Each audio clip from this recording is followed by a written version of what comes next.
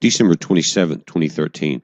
Guys, Elaine Green sent this link over to her video and asked me to take a look at it. And I've done some frame by frame analysis. It's definitely not a contrail from a plane. It's two objects and maybe some smaller ones. And I'm going to go through and take a look at this, guys. But this lasted over 2 minutes that she caught it on film. I'm going to link to her original video. This is kind of a close-up zoom of it.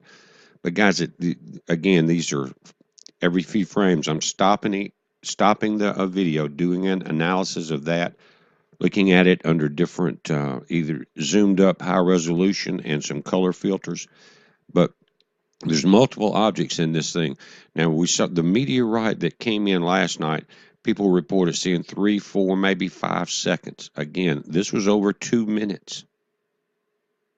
This was huge. It's a huge object because it was moving slow and it was high in the atmosphere. That's why I know it was so large. It wasn't a fast streak that comes in and you see it going. This thing rumbled through, tumbling. Check it out. Again, Elaine Green caught this last night up in Missouri. Now, traveling exactly the direction, south by southwest, that I showed you in the video just before this one, that incoming debris from ISUN would be traveling. Look at this. This is live images, guys, over 2 minutes. And it's amazing here once it crosses under this middle power line here and gets close to those trees, because it's so high and moving at such an angle at that speed that it appears to stop. I'll show you a couple angles here. But again, someone said it may be a contrail, but there's no way. This thing is two objects tumbling at this point. Check this out. I'm going to show you a couple more too. But again, stopping it, that's the exact frame that you're seeing in her video. Look at this thing.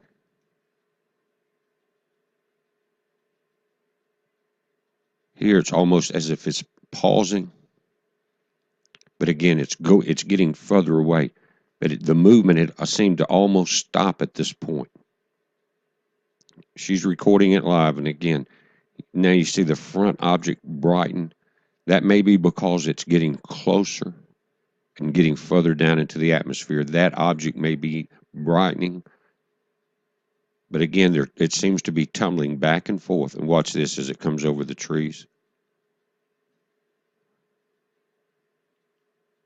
Very strange. 2 minutes of this, guys.